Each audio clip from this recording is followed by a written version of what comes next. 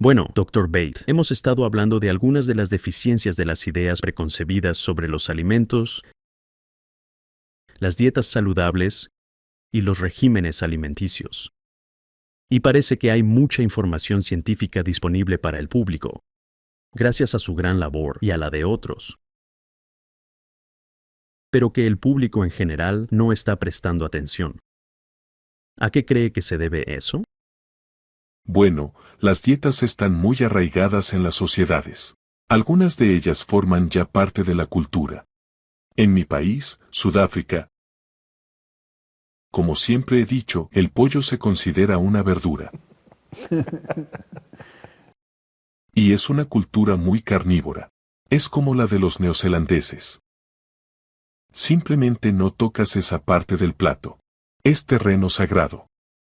Pero luego sufren las mayores concentraciones y los índices más altos de cáncer de colon, cáncer de mama, todo eso. Quiero decir, las cifras se están disparando en ese sector de la sociedad que consume estas cosas. Y es interesante que las antiguas sociedades rurales hayan adoptado ahora esa dieta y estén 10 veces peor, porque ni siquiera están acostumbradas a ella. Así que sucumben aún más rápido a ese tipo de dieta. Así que cuando algo está arraigado, es difícil eliminarlo. Pero si una cultura tiene una alimentación poco saludable, entonces es aconsejable cambiar ese aspecto de la cultura. Lo mejor para el individuo es tomar mejores decisiones. Por supuesto. Así pues, como hemos visto en nuestro debate anterior, hemos pasado de una dieta sana y equilibrada, basada en 5 grupos de alimentos, tal y como se nos enseña a aceptar y creer que es buena para nosotros, a una dieta que elimina los productos de origen animal y se centra en los cereales integrales, las frutas y las verduras. En esencia, una dieta vegana. Ese es el término comúnmente utilizado hoy en día para referirse a ese tipo de alimentación. Incluso la Organización Mundial de la Salud señaló que quienes seguían una dieta más vegana presentaban mejores perfiles de salud que quienes eran vegetarianos u omnívoros.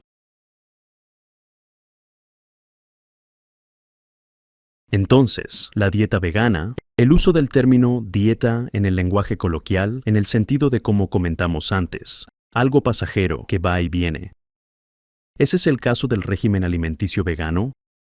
Pero la alimentación vegana no es una dieta, como ya he dicho antes, es un estilo de vida.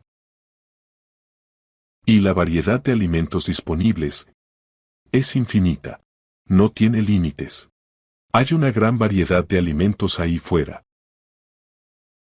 Y si nos fijamos en algunas de las culturas del mundo, si nos fijamos en la cultura india, la cultura mediterránea, algunas de las culturas orientales, algunas de las culturas sudamericanas, incluso algunas de las culturas africanas, eran en gran parte dietas basadas en plantas. Y hay algunos tipos de comida, quiero decir, increíbles. La comida malaya, la india, la mediterránea. Algunas de esas recetas son absolutamente tentadoras. Y cualquier régimen occidental puede modificarse, sustituyendo lo malo por lo bueno. Así que puedo usar un libro de recetas normal y simplemente sustituir lo malo por lo bueno, y crear algo más ligero, quizá incluso mejor que lo que había originalmente. ¿Quién ideó por primera vez la dieta vegana? Dios. Lo leemos en el capítulo 1 del Génesis. La dieta original. Os he dado toda planta que da semillas sobre la faz de la tierra, y todo árbol que da fruto. Así que las verduras ni siquiera estaban incluidas. Pero, por supuesto, debía de haber una gran variedad. Porque si nos fijamos en la paleontología, las plantas que encontramos en los yacimientos paleontológicos son muy abundantes en comparación con las que tenemos hoy en día. Cuando te adentras en las complejidades de eso, vivimos en un planeta tan caído. Si tomamos todas las plantas actuales que son enredaderas, la gran mayoría de ellas son solo plantas con flores. En realidad no dan fruto. Algunas enredaderas, como la vid, el kiwi, etc., dan frutos. Ahora bien, ¿y si en el mundo antes de la caída, todas las enredaderas dieran fruto? Hoy en día, muchas de ellas se han vuelto parásitas.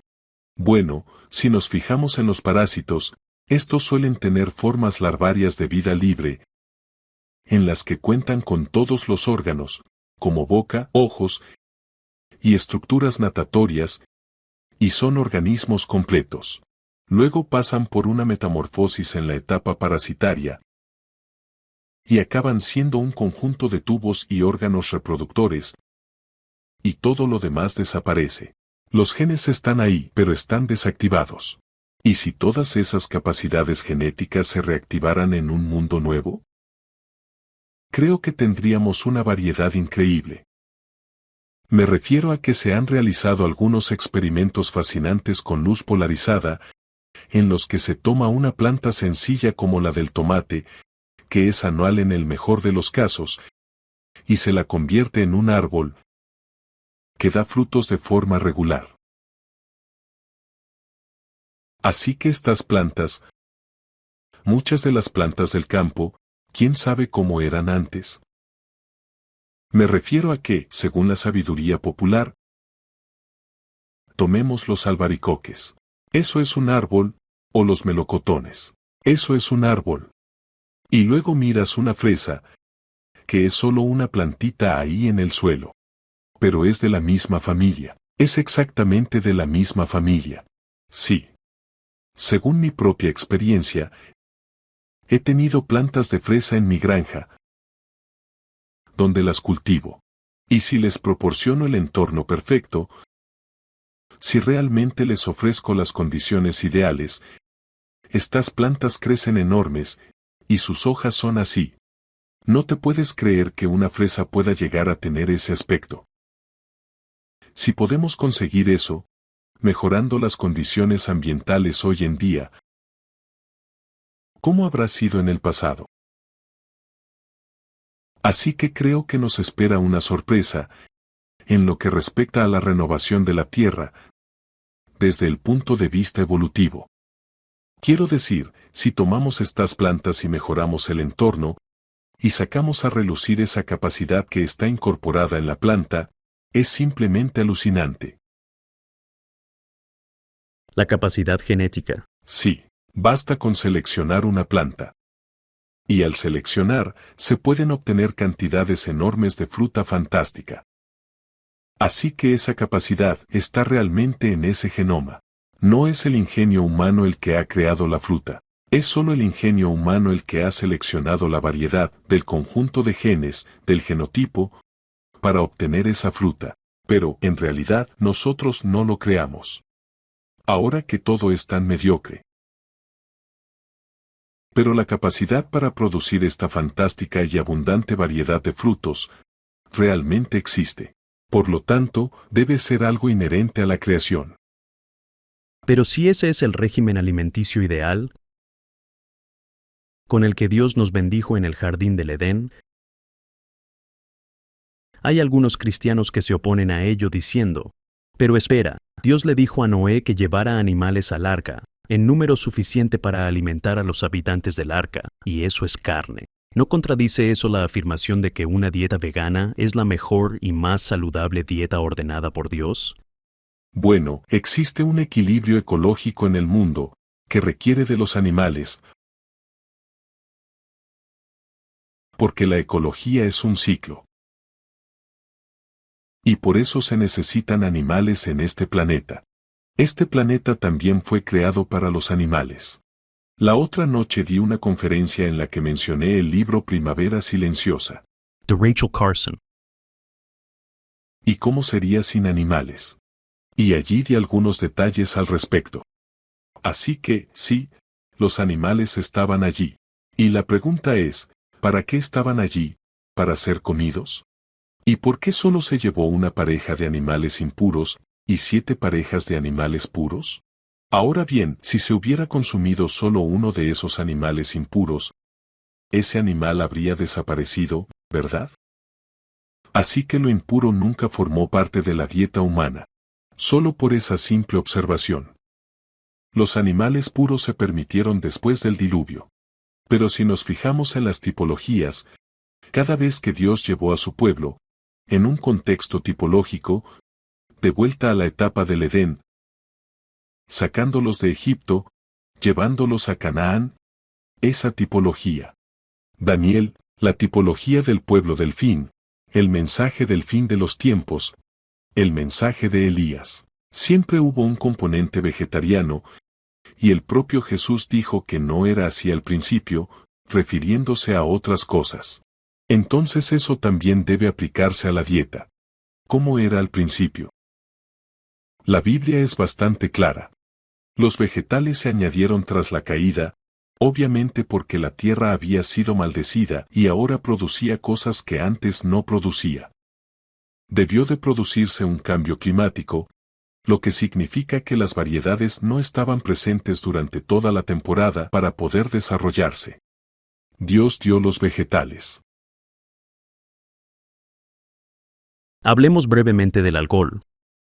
Como bebida dentro de un régimen saludable. Hay muchos que sostienen que el consumo de alcohol puede y debe formar parte de un estilo de vida y una dieta saludables. Porque por el amor de Dios, Jesús convirtió el agua en vino en las bodas de Caná. Así que no puede ser del todo malo si Jesús produjo vino. Bueno, ¿ese vino era vino fermentado o era vino sin fermentar? En la Biblia solo hay una palabra para referirse al vino. Y, como sabes, estamos bastante seguros de que utilizó pan sin levadura porque así se menciona. Y la levadura se utilizaba como símbolo del pecado. Así que, lógicamente, tendría que haber utilizado, entre comillas, vino sin levadura también, y vino sin fermentar. Porque si la fermentación es un símbolo del pecado en el pan, entonces seguramente debe ser un símbolo del pecado también en el vino. El otro texto que se utiliza allí es, toma un poco de vino para tu estómago. Necesitamos conocer la sabiduría convencional de la época. ¿Cuál es el medicamento más vendido en el mundo hoy en día? El antiácido. El antiácido. Y hoy en día utilizamos ciertos componentes minerales y los presentamos en forma de comprimidos o de pastillas efervescentes. Y eso es lo que consumimos como antiácido. Antiguamente, en la época de los apóstoles, no era así. Utilizaban ciertos productos a base de zumo de uva. El zumo de uva es la bebida más alcalina que se puede encontrar, y ciertas variedades se recetaban con fines medicinales para el estómago.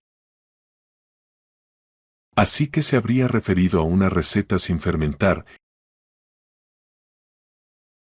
y en muchos de los escritos sobre Pablo, me refiero a que su compañero era Lucas, y Lucas era médico, él habría sabido cuál era la receta médica, para un problema concreto en ese momento concreto.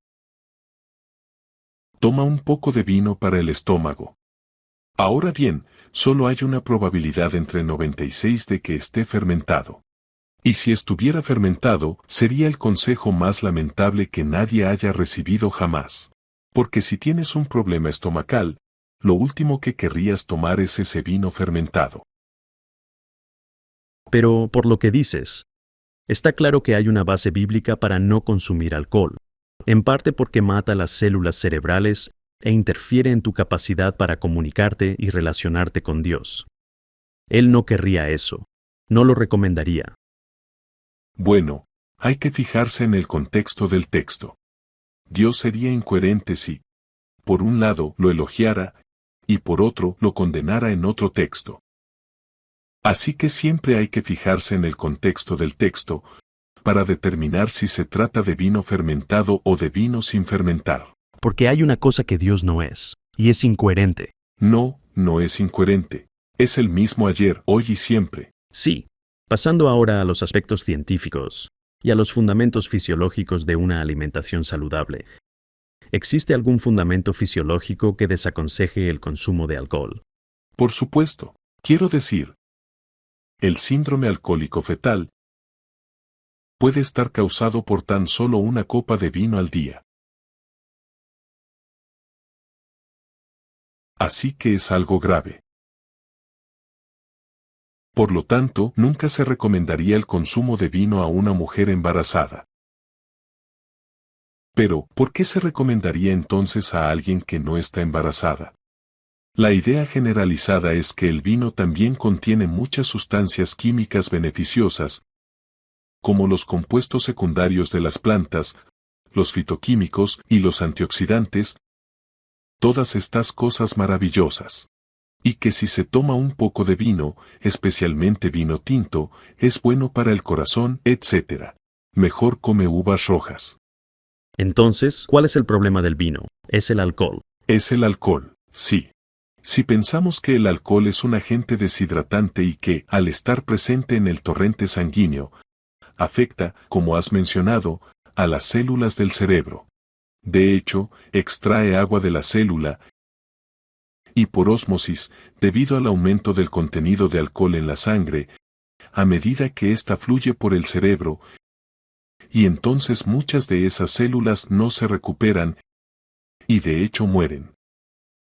Y esto se puede determinar con bastante facilidad porque el centro de la sed, situado en el hipotálamo, que forma parte del cerebro, tiene células que reaccionan ante esta pérdida o ganancia de agua. Y eso determina si se produce el impulso de la sed. Cualquier bebedor te dirá que, si ha consumido una cantidad considerable de alcohol, experimentará esta sed posterior.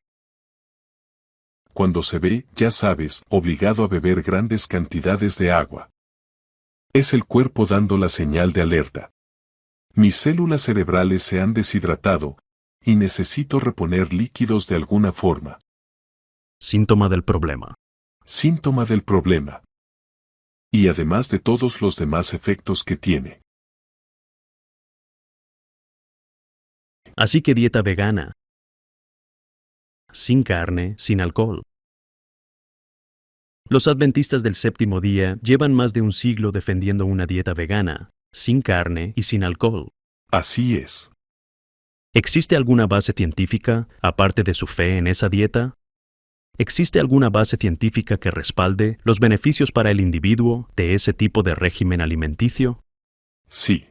Bueno, hace un par de años la Organización Mundial de la Salud celebró un simposio a gran escala en el que se tomó como modelo a los adventistas del séptimo día y se llegó a la conclusión de que su longevidad era notablemente mayor. Pero, más allá de eso, la calidad de vida mejoraba considerablemente. Y ahí fue también donde compararon todas estas dietas diferentes, incluida la dieta vegana, y llegaron a la conclusión de que esa era la mejor. Si nos fijamos en las sociedades que siguen este tipo de dieta, como los cazadores, o algunas tribus indígenas de América del Sur, vemos que estas personas también gozan de una gran longevidad. Y son conocidas por su gran resistencia, y sus estilos de vida saludables. Creo que fue hace poco más de 10 años cuando escuché su primera conferencia sobre el mensaje de salud. Y como nuevo cristiano y nuevo adventista, decidí en aquel momento que, bueno, más me valía seguir este consejo, o al menos parte de él. Así que decidí hacerme vegetariano, no vegano. No me atreví a llegar al extremo de eliminar por completo la leche, los huevos y el queso, pero eliminé todos los productos cárnicos, porque mi trabajo requiere viajar mucho. Descubrí, al cabo de 4 o 5 meses, que había engordado entre 7 y 9 kilos, con esta supuesta dieta más saludable a base de verduras y frutas. Y llegué a la conclusión de que algo fallaba en mi cuerpo o en esa dieta. Como no podía cambiar mi cuerpo, decidí cambiar mi dieta, y volví a comer carne en cantidades más pequeñas, pero aún así lo que yo consideraba más equilibrado. Y así lo ignoré. Pido disculpas ahora, pero ignoré tus enseñanzas porque no podía plantearme ganar otros 20 o 30 kilos. Pero dices que viajabas mucho. Así es. Así que probablemente consumías muchos alimentos refinados. De hecho, mucha harina refinada, productos de panadería, mucha pasta. Y probablemente también una dieta rica en grasas. Muchos alimentos grasos, muchos lácteos. Productos lácteos, mucha leche y queso. Exactamente. Por lo tanto, eso no conduciría a una pérdida de peso. Se trata del alto contenido en grasas y de los componentes refinados. Aunque se eliminaran por completo las carnes, seguirías ingiriendo esa cantidad de grasa. Por supuesto. Los lácteos son alimentos con un contenido muy alto en grasas. Y además, el colesterol que se ingiere es colesterol oxidado, porque la leche no contiene antioxidantes. Y una vez expuesta al aire, lo primero que ocurre es que se oxida. Y esa es la forma más peligrosa de colesterol. Así que no te estabas haciéndote ningún favor, no.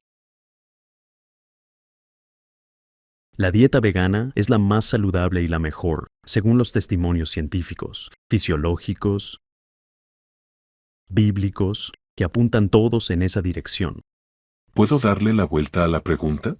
Claro. Dices que no lo hacías, pero ahora lo vuelves a hacer. ¿Qué provocó ese cambio? Bueno, esa es una buena pregunta. Soy vegano, totalmente vegano, desde hace 3 meses. Lo dejé de golpe y pasé directamente al veganismo, porque, de repente, me diagnosticaron diabetes tipo 2, de aparición en la edad adulta. Ahora bien, antes de ese diagnóstico, estaba respondiendo a diversos factores estresantes en mi vida.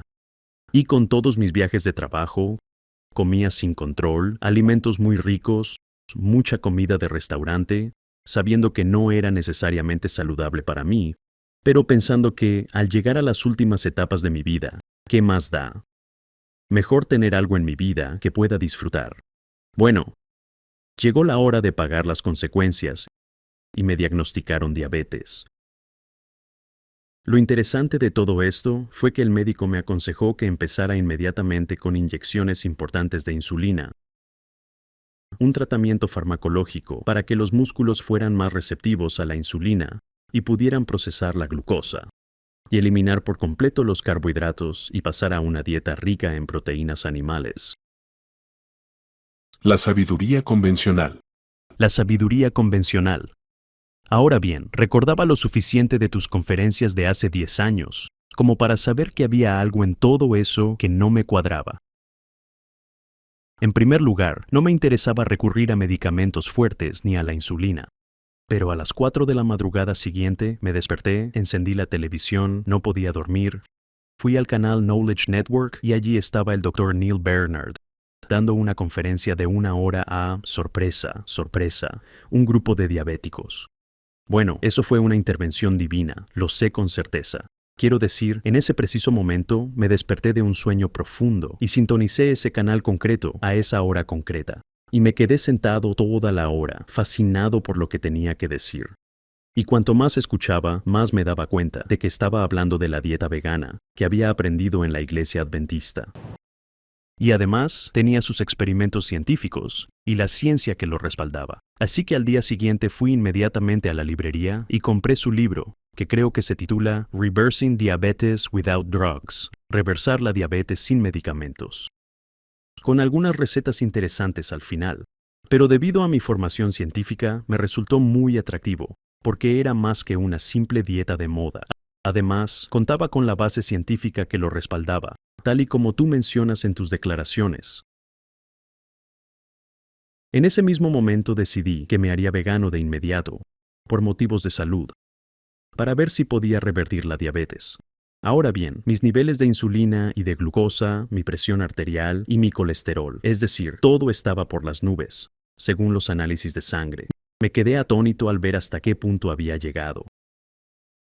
Así que empecé a preparar estos menús especiales. Me compré un mixer, me regalaron el libro de cocina de Silver Hills y empecé a ponerlo en práctica. Lo primero que observé fue que no era nada difícil, ni siquiera para alguien como yo, que viaja tanto y... ¿No era una mezcolanza o sí? Definitivamente no fue una mezcla, porque, como has insinuado antes, los sabores de los alimentos, cuando se preparan correctamente y con algo de condimento, ofrecen una increíble variedad de sabores. Avena cada mañana, mucha canela, y una dieta cada vez más variada. 2 meses y medio después de empezar ese proceso, me hice mi segundo análisis de sangre, el primero tras el diagnóstico. Fui a ver al médico, y él tenía los resultados del análisis delante de él. Y me miró con cara de desconcierto. Y yo le dije, bueno, ¿cuál es el problema? Él dijo, bueno, no lo entiendo. ¿Y qué es lo que no entiendes? Y él respondió, bueno, todos y cada uno de tus parámetros bioquímicos están dentro de los valores normales. 2 meses y medio como vegano. Impresionante, increíble. No se lo podía creer. Y me preguntó, ¿cómo ha sido? ¿Tienes idea? Así que le dije, sí, muy sencillo. Me hice vegano. Su reacción fue, pero ¿de dónde sacabas las proteínas? Así que tuvimos una buena charla. Sentí que debería cobrarle, porque le estaba dando consejos sobre proteínas vegetales y ese tipo de cosas. Pero ha sido un cambio radical increíble. Y lo que más me sorprendió fue lo fácil que resultó. Es decir, tenía una gran motivación por razones de salud. Mi padre tuvo diabetes cuando tenía unos 70 años. Y de hecho, le tuvieron que amputar ambas piernas como consecuencia de un caso muy grave. Tuve la suerte de no tener aún neuropatía, ni retinopatía, ni ningún daño renal o hepático. Así que lo detectamos a tiempo, antes de que aparecieran esos síntomas graves. Pero no fue difícil. Hay que comprometerse. Y una de las cosas que recuerdo de la conferencia del Dr. Bernard en su libro es que dijo, ¿sabes? Tus papilas gustativas tienen memoria.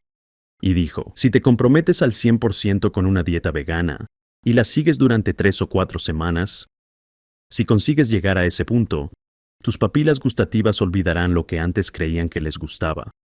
Y la idea de comer carne te resultará repugnante, no te gustará, te dará náuseas. Y es totalmente cierto. Recuerdo cuando pasé de una dieta con carne a una dieta vegana. Me encantaba la carne, y me encantaba el olor de la carne. Y ahora es totalmente al revés. Sí.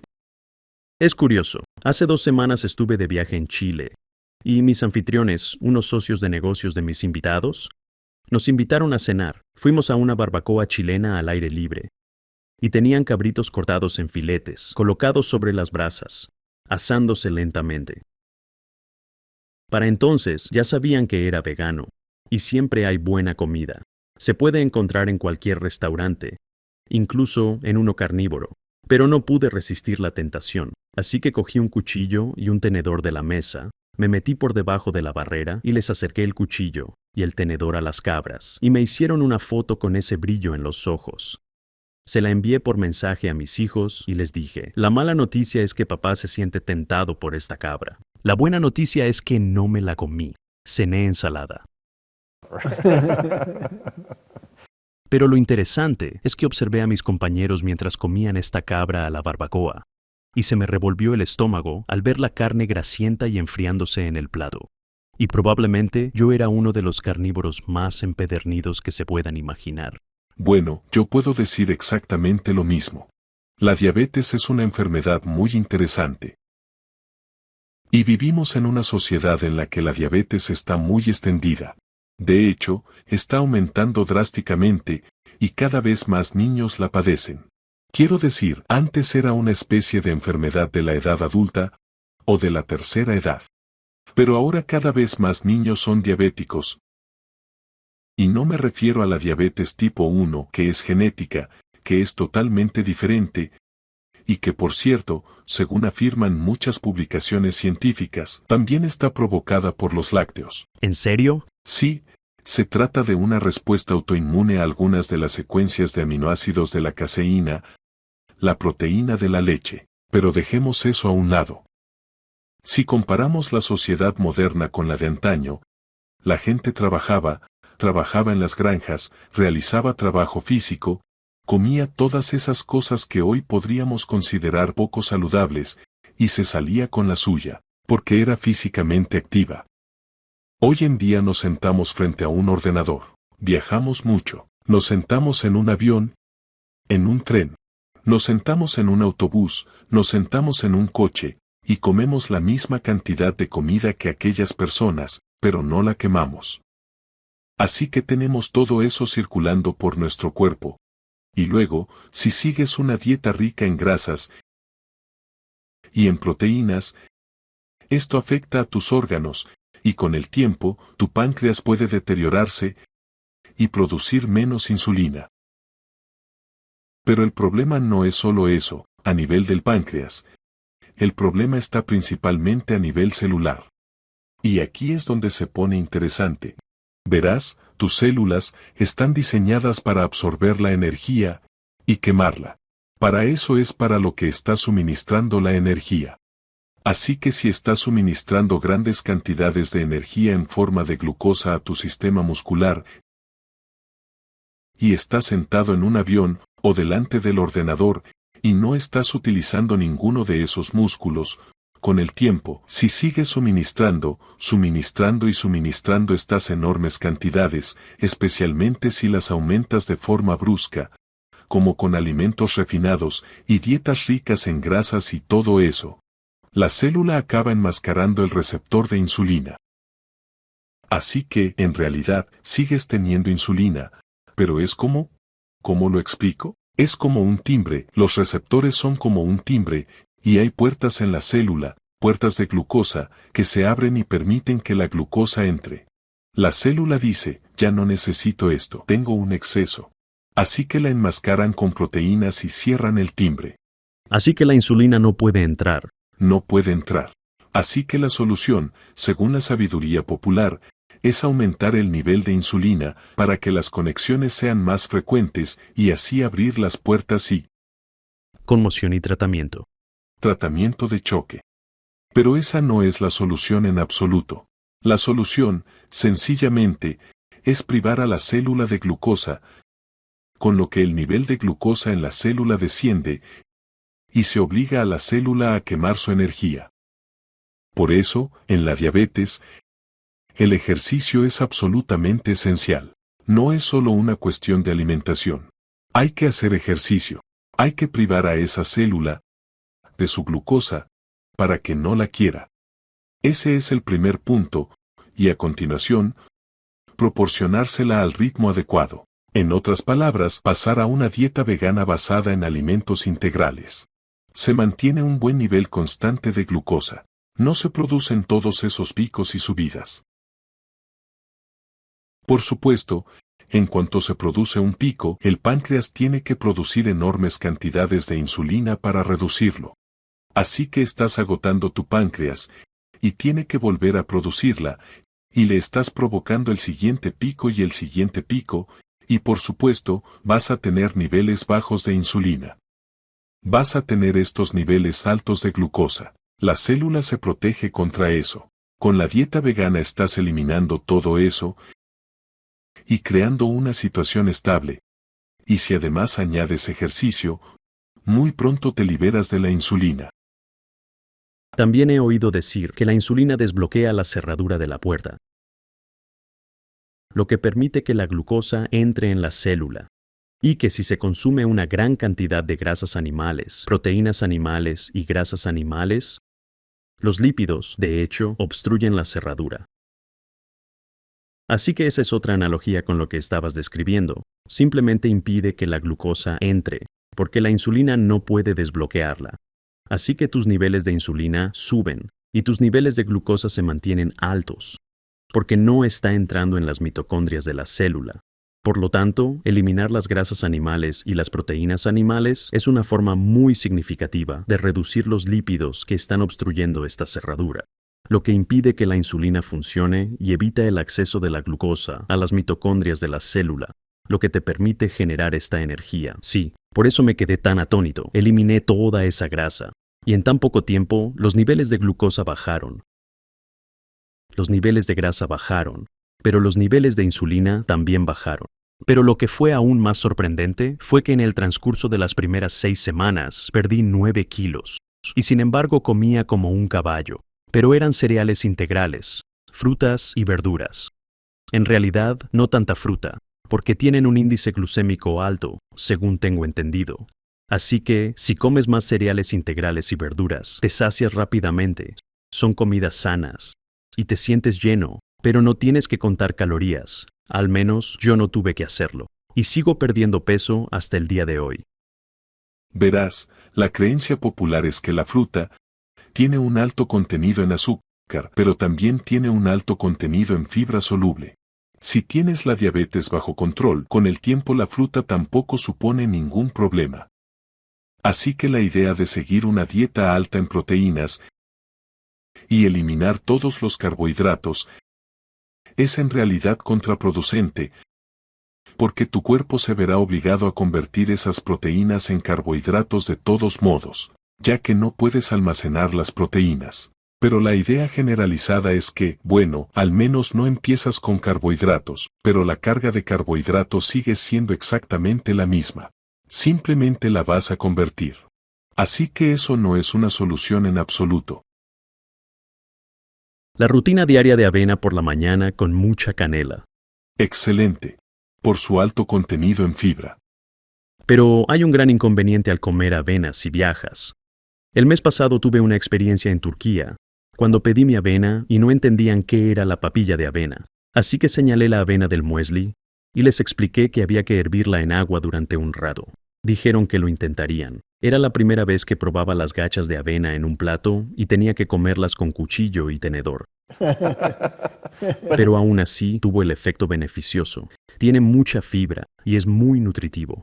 El segundo día lo probaron siguiendo unas sencillas instrucciones. Es una de las mejores gachas que he probado nunca. Bueno, si te adentras en la cocina vegana, puedes usar la avena en prácticamente todo. En las hamburguesas se usa como aglutinante. Es un alimento excelente. Ahora bien, ¿qué hay de los suplementos?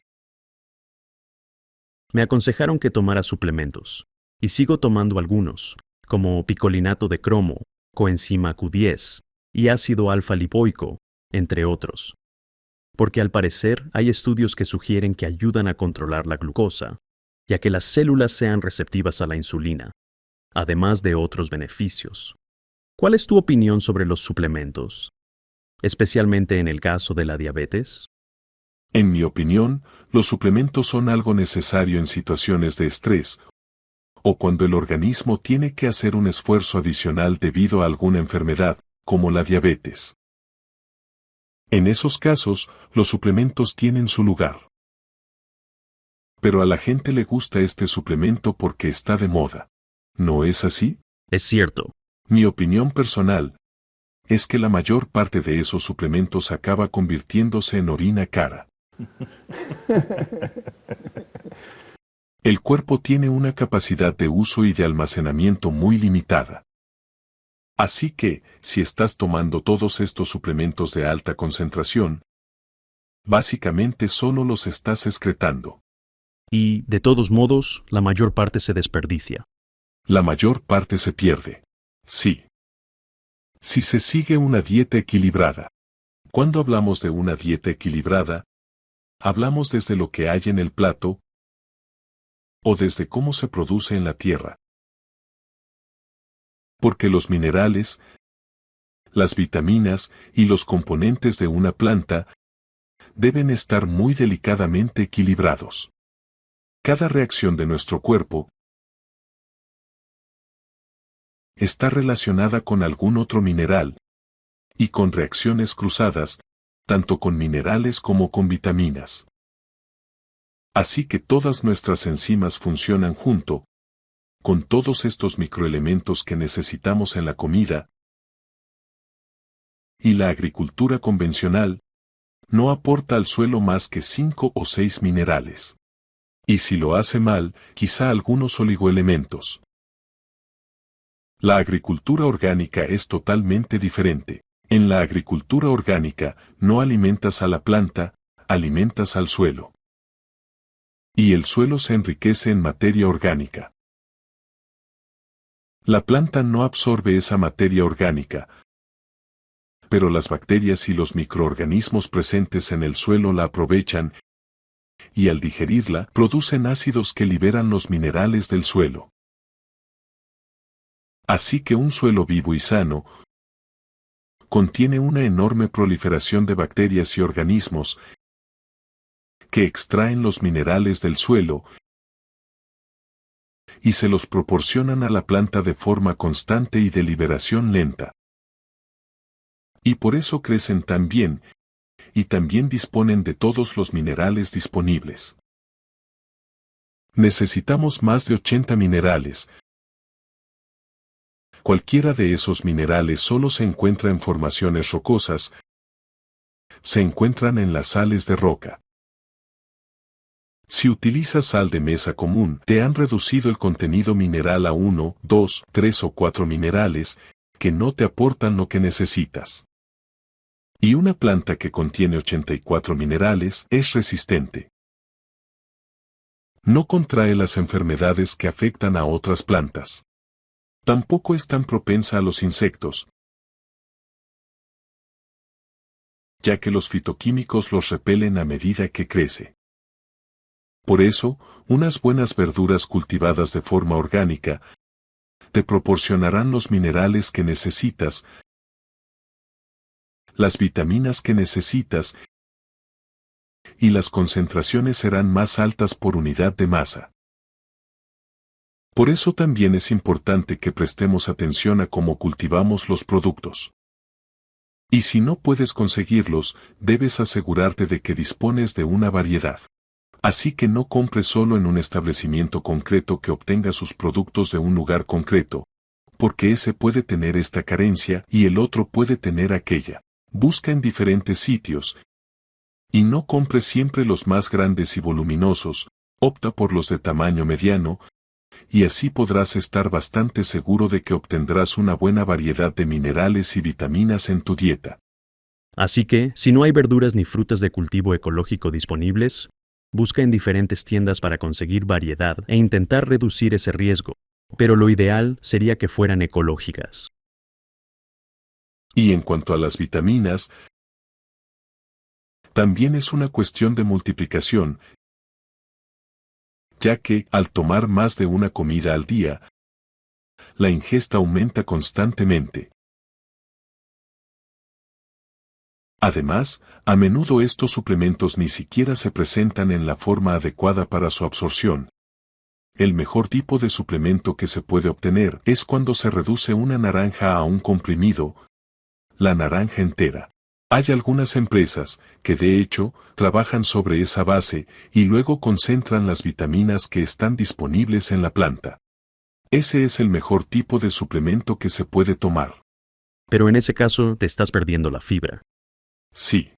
Y hay bastante bibliografía que indica que algunos de esos excesos son de hecho muy perjudiciales para la salud.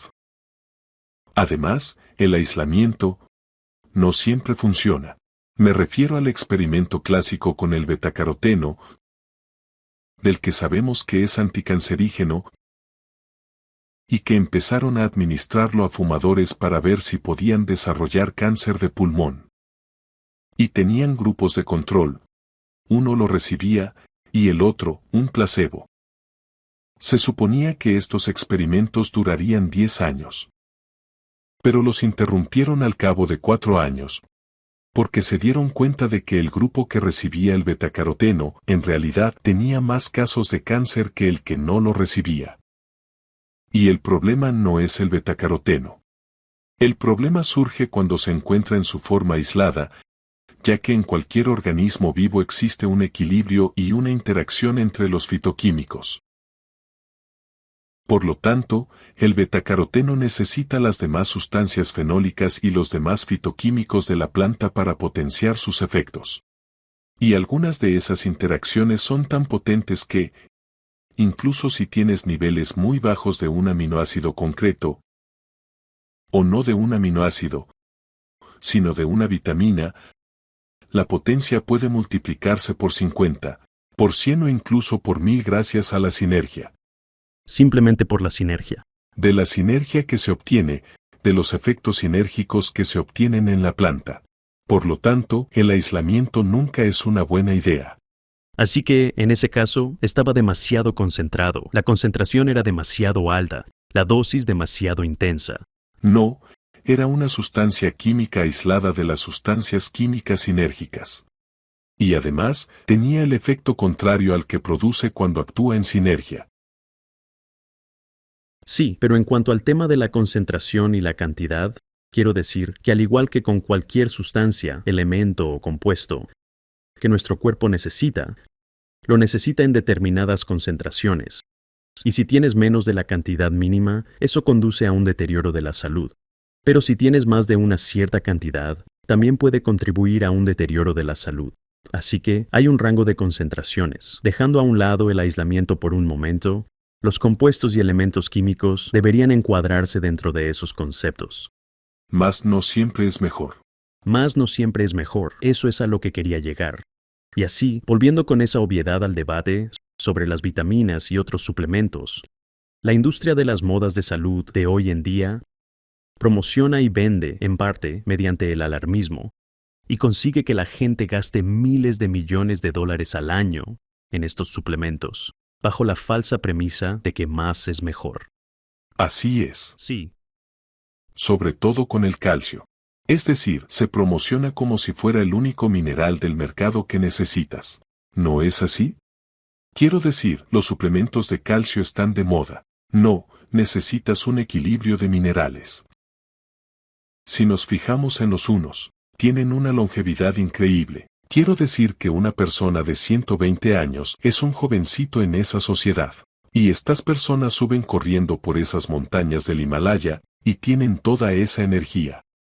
Y una de las cosas que descubrieron es que no solo se debe a su dieta saludable, que no siempre es 100% vegana, pero sí en gran parte, sino que tienen esta maravillosa mezcla de minerales, porque beben agua glacial, y es un poco turbia, contiene los 84 minerales. Si comparamos el mundo veterinario con el médico, la forma en que se trata a los animales es a veces totalmente diferente, mientras que ciertas enfermedades se tratan con suplementos minerales en el mundo animal. En la sociedad humana se tratan con antibióticos para aliviar los síntomas. Y en mi opinión, es más importante obtener los minerales a través de la dieta que a través de muchos de estos suplementos u otras sustancias complementarias. Porque los minerales son fundamentales para la actividad enzimática en la célula. Así que, si tuviera que dar un consejo, diría que, si se va a usar sal, se utilice sal de roca, o al menos, una buena sal marina, para asegurarse de obtener todos los elementos necesarios, los 84. Ahora bien, lo que resulta fascinante, es que si tienes hipertensión, te dirán que no debes usar sal.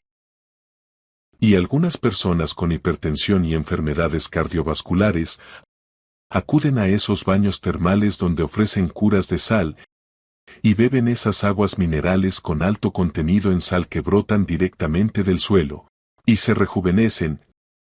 Y allí, ya sabes, la hipertensión desaparece y regresan a su vida cotidiana como personas diferentes. Y 5 semanas después vuelven a estar como antes. Y la conclusión es, no tomes sal.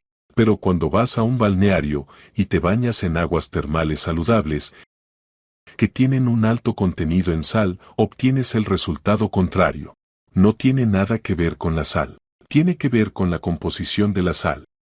Si quieres una dieta con 84 minerales, puedes obtenerla de la agricultura ecológica, puedes obtenerla de la sal de roca, de la sal marina. Aquí, en vuestro continente, tenéis las grandes llanuras salinas. Esa sal contiene 84 minerales. Realmente no tenemos excusa. Es la sal refinada. Ese es el problema. hay muchas modas pasajeras y representaciones llamativas, por así decirlo, que prometen mejorar la salud, cosas como el agua ozonizada, la valla de Golgi y todo ese tipo de cosas. Y yo no conozco ni una mínima parte de ellas. Pero esto nos lleva a la pregunta: ¿cómo se puede tener el discernimiento suficiente para distinguir entre una moda pasajera y algo que realmente vale la pena? Algo que se debería seguir y considerar añadir a la dieta. En lo que respecta a estos nuevos inventos, en los que hay que tener esto, hay que tener aquello y hay que importarlo de aquí y de allá. Personalmente, creo que si se sigue una dieta alimenticia variada y equilibrada, todas esas cosas, en mi opinión, dejan de ser necesarias. No creo que sean necesarias. Haz lo correcto. Deja las consecuencias en manos de Dios. Incluso en nuestra sociedad actual, nada es perfecto. Y no tiene por qué ser absolutamente perfecto para mí. Para no sufrir un ataque de nervios. Mi filosofía es, haz lo que puedas, hazlo lo mejor que puedas, y luego pídele a Dios que bendiga tu estilo de vida. Y así tienes mucho menos estrés en tu vida. Por eso no me dejo llevar fácilmente por la idea de incluir todas esas cosas raras en mi dieta solo porque sean saludables. Recuerdo una vez que estaba dando una conferencia en Alemania y hablaba de todos los componentes saludables de los alimentos. Y había un joven entre el público que estaba muy metido en el tema, muy emocionado, y decía, sí, pero si comes naranjas, entonces necesitas la cáscara porque la cáscara tiene estos aceites esenciales y esto y esto. Y si comes uvas, bueno, necesitas las pepitas porque las pepitas contienen, ya sabes, aceites saludables y antioxidantes y esto y lo otro. Y le dije, sabes, seríamos compañeros de piso perfectos. Yo me como la fruta y tú te comes las pieles. No creo que haya que sufrir para estar sano. Pero es bueno no ignorar la ciencia. Si estás enfermo, hay hierbas que pueden ayudarte.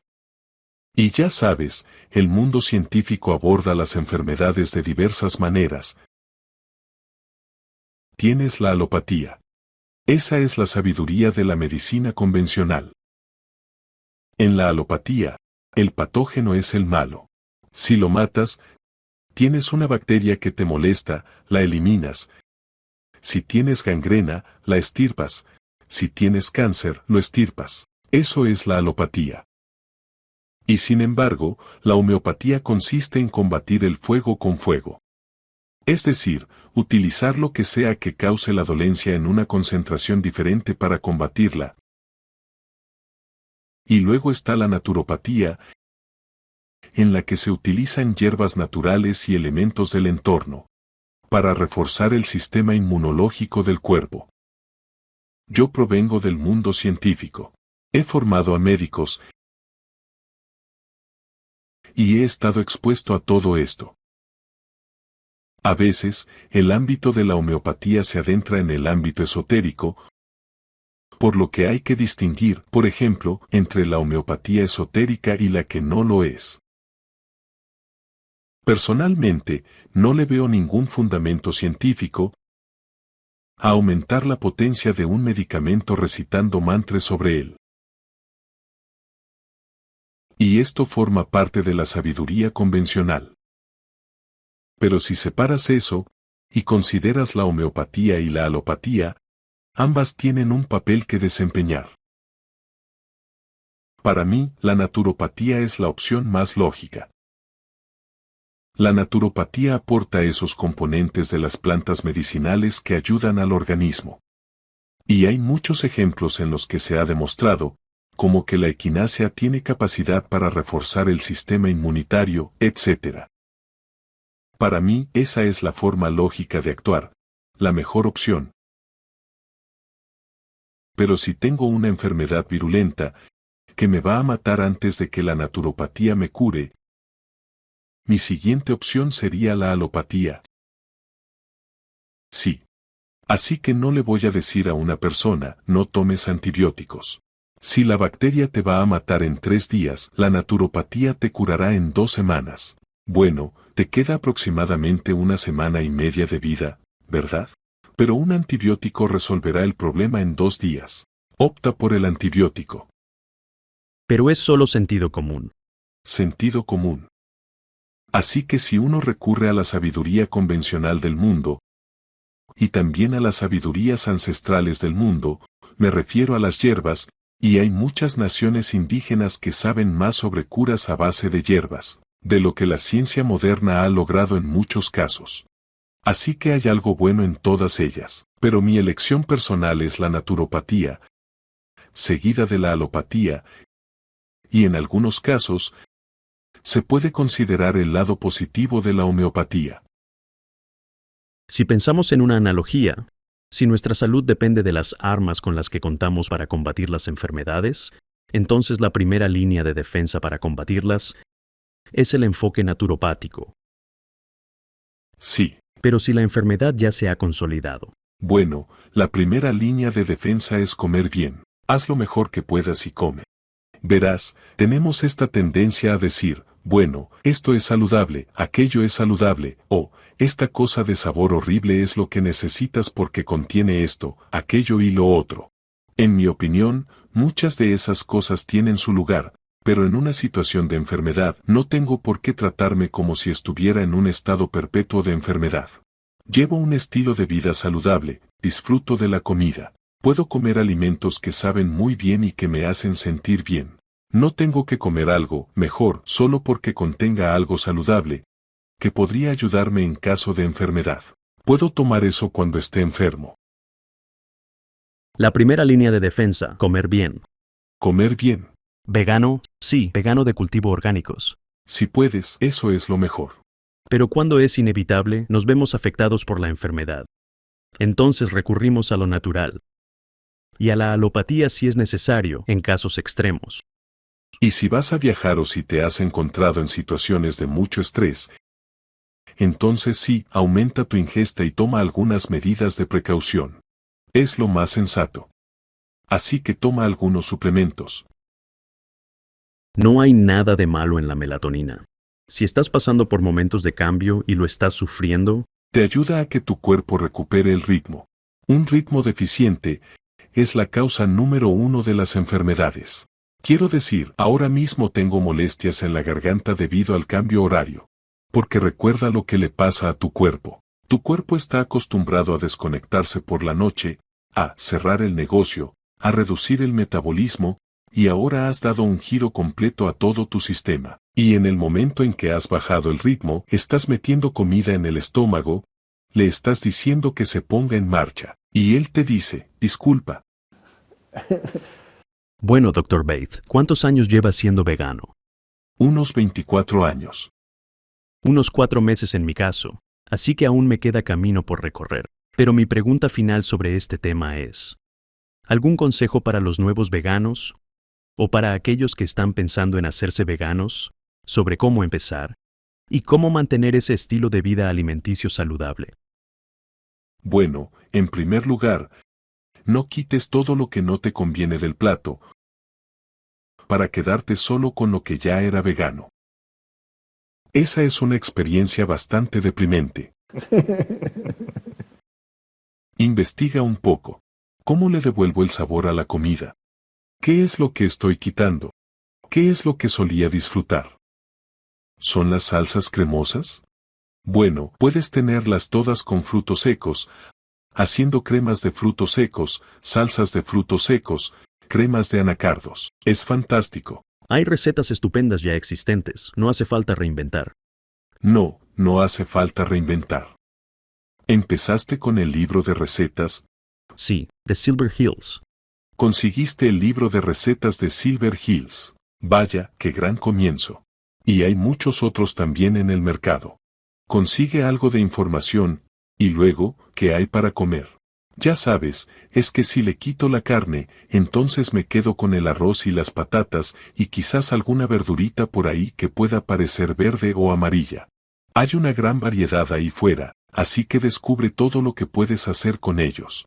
Así que toma ejemplo de otras culturas que utilizan este tipo de alimentos. Al vegano le espera una auténtica cornucopia de delicias. Por supuesto, y es infinito una vez que te adentras en ello, y entras en una de esas megatiendas que venden este tipo de cosas, echas un vistazo y dices, ¿qué es eso? Creo que lo voy a probar. Sí, pruébalo, y sé más aventurero en tu estilo de vida. Bueno, Dr. Bates, una vez más, gracias por compartir estas sabias palabras, sus conocimientos y su experiencia personal. Me anima mucho en mi situación y en mis primeros pasos en el veganismo. Pero, como usted mismo dice, es una elección de estilo de vida. No se trata solo de la dieta. Muchas gracias. Es un placer. Gracias.